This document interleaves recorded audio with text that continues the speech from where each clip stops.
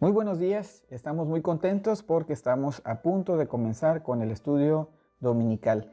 El tema de este día se ha denominado Siendo generosos en los tiempos complicados o tiempos difíciles. Estará basado en el libro de Habacuc, capítulo 2, versículos 6 al 20. También en Deuteronomio, capítulo 26, los primeros 13 versículos.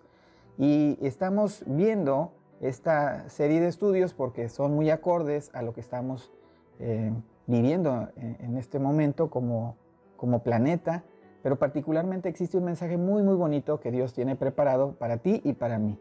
Su palabra es tan maravillosa que nos va a permitir ver cómo es que podemos afrontar en estos tiempos donde la desesperación en algunos lugares empieza a mostrar más fuertemente. Vamos a ver cómo Dios, aún en medio de todo, tiene un control, un propósito y cómo podemos incluso ser generosos en tiempos complicados. Te invito a orar. Te alabamos y te bendecimos, Padre Celestial. Muchas gracias por tu misericordia. Muchas gracias, Señor, porque tú eres un Dios que cumple todo lo que promete. Has prometido estar con nosotros y por eso confiamos plenamente en que atravesamos cada situación de nuestra vida siempre guiados por ti. Te suplicamos bendición para aquellas personas que están pasando por alguna dificultad en salud y tu bendición, Señor, que sea también sobre aquellos que están dando cuidados a los enfermos. Gracias por este tiempo que nos permites tener de estudiar tu bendita palabra. Te alabamos, te bendecimos y te glorificamos. Todo a través del dulce y poderoso nombre de nuestro Señor y Salvador Jesucristo. Amén.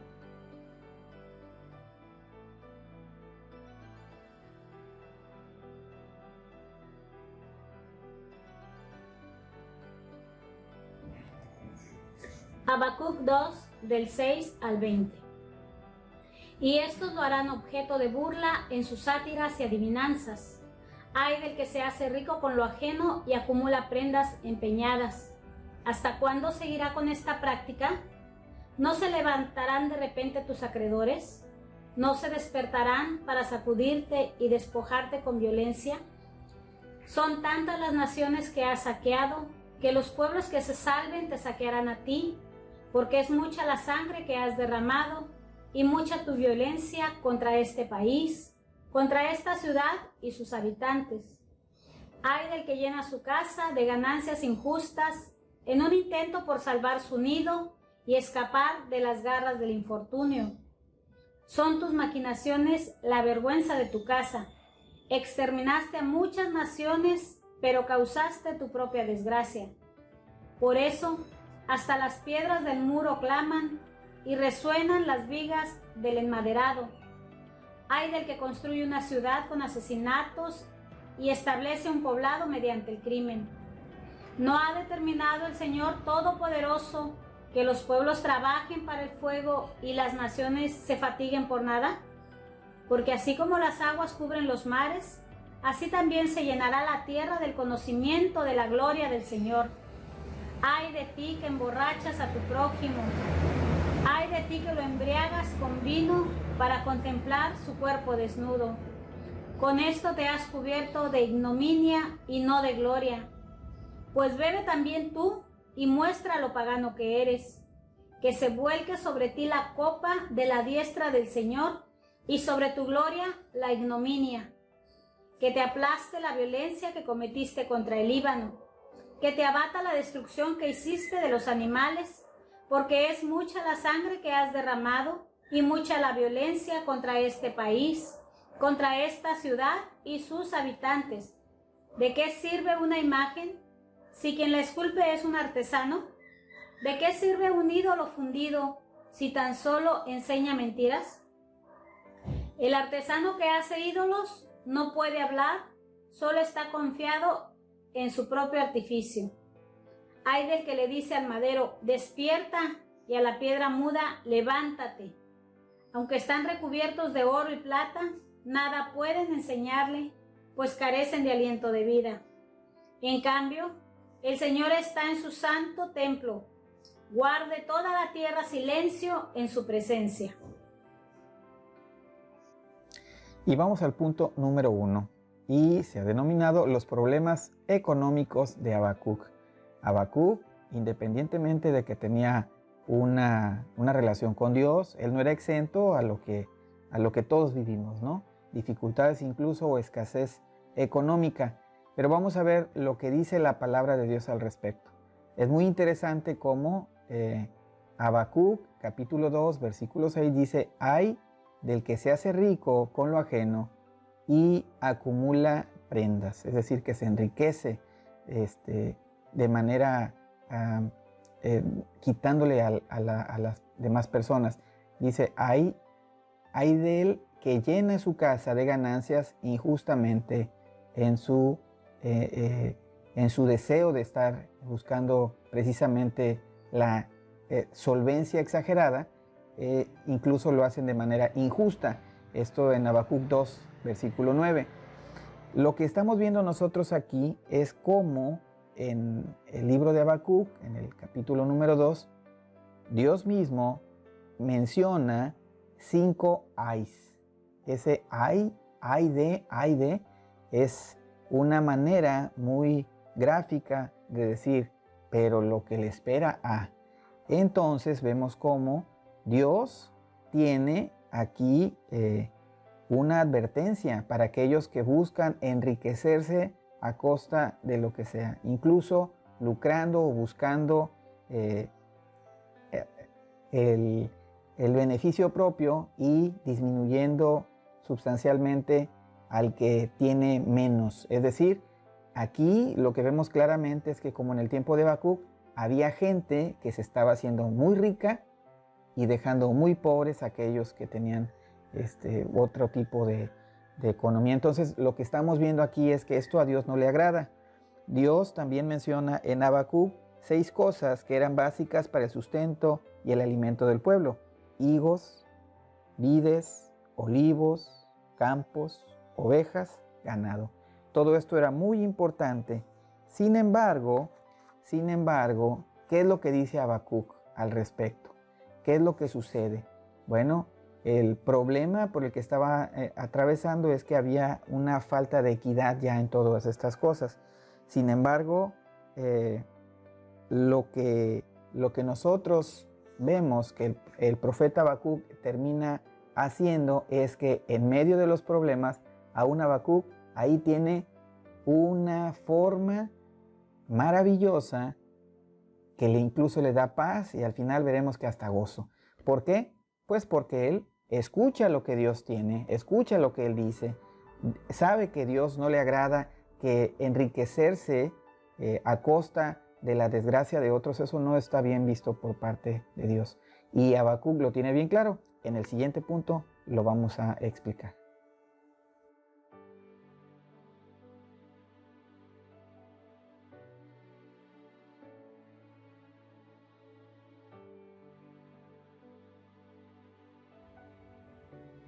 Deuteronomio 26, del 4 al 11. El sacerdote tomará de tus manos la canasta y la pondrá frente al altar del Señor tu Dios. Entonces tú declararás ante el Señor tu Dios: mi padre fue un arameo errante y descendió a Egipto con poca gente. Vivió allí hasta llegar a ser una gran nación fuerte y numerosa. Pero los egipcios nos maltrataron, nos hicieron sufrir y nos sometieron a trabajos forzados. Nosotros clamamos al Señor, el Dios de nuestros padres, y Él escuchó nuestro ruego y vio la miseria, el trabajo y la opresión que nos habían impuesto. Por eso, el Señor nos sacó de Egipto con actos portentosos y gran despliegue de poder, con señales, prodigios y milagros que provocaron gran terror. Nos trajo a este lugar y nos dio esta tierra donde abunda la leche y la miel. Por eso ahora traigo las primicias de la tierra que el Señor tu Dios me ha dado. Acto seguido, pondrás la canasta delante del Señor tu Dios y te postrarás ante Él. Y los levitas y los extranjeros celebrarán contigo todo lo bueno que el Señor tu Dios te ha dado a ti y a tu familia.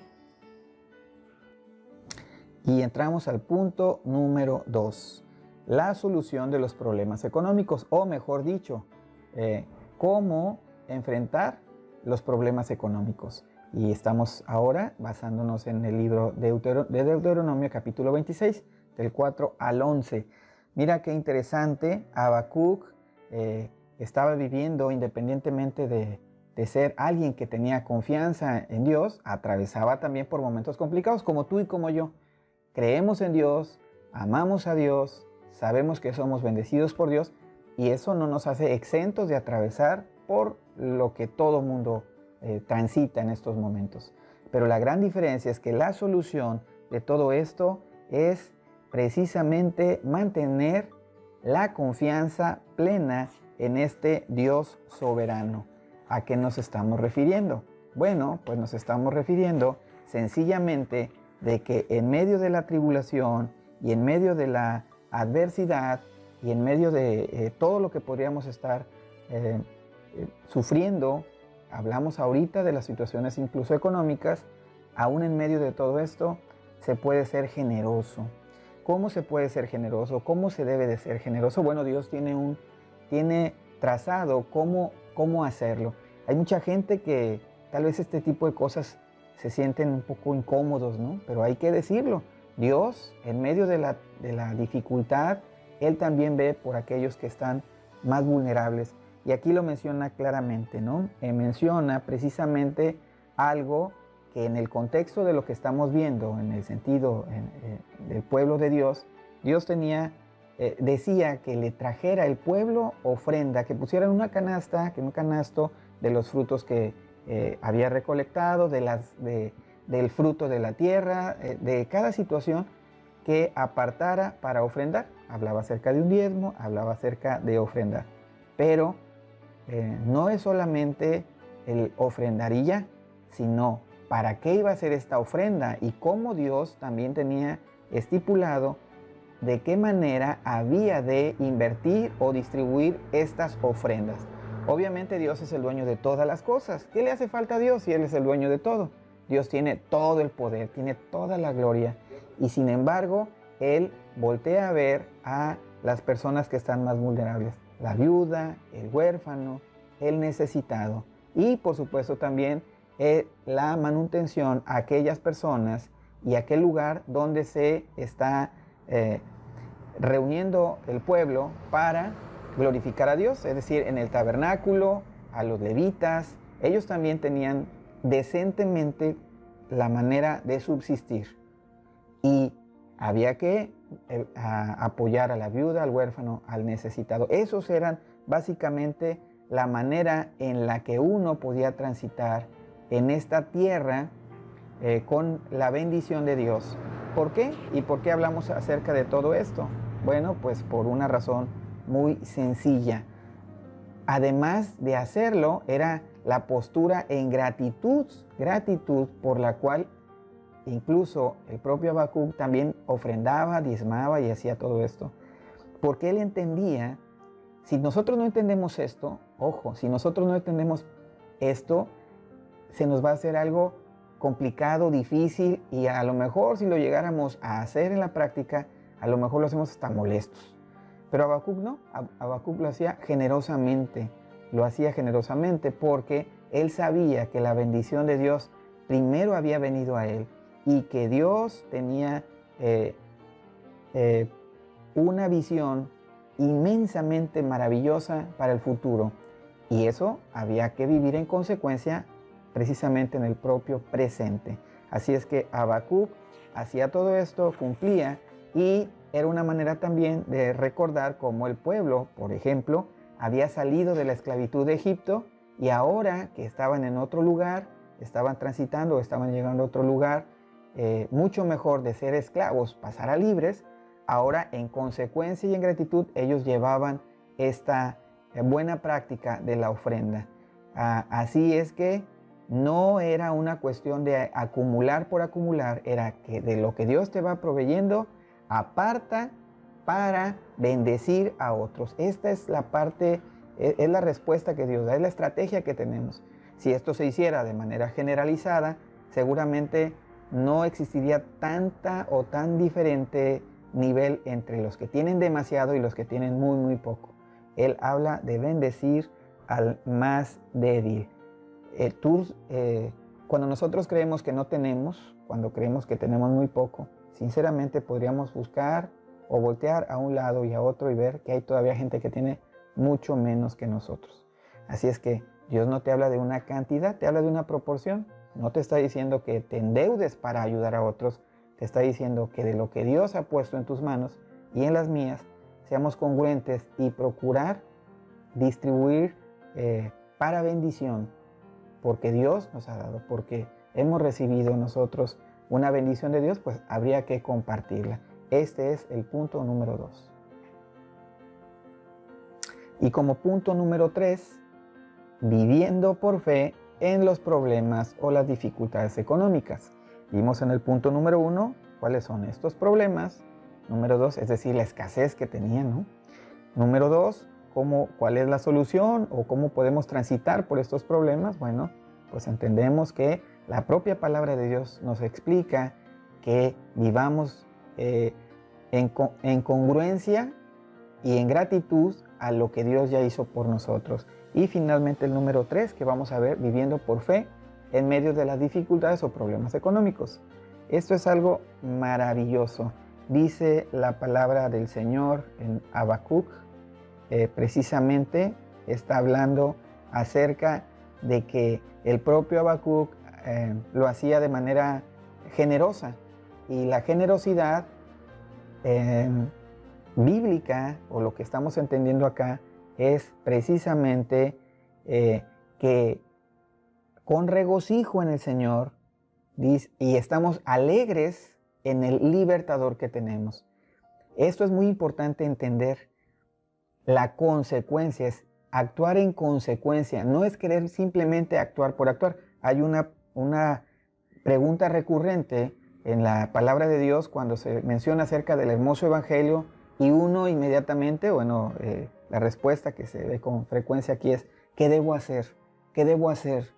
Estamos tan desesperados por querer hacer que no entendemos con claridad lo que Dios quiere decirnos en este evangelio precioso. Fíjate, lo que Dios quiere que nosotros entendamos primero es que nosotros no merecemos nada porque todos fallamos, todos fallamos, no hay justo ni aun uno.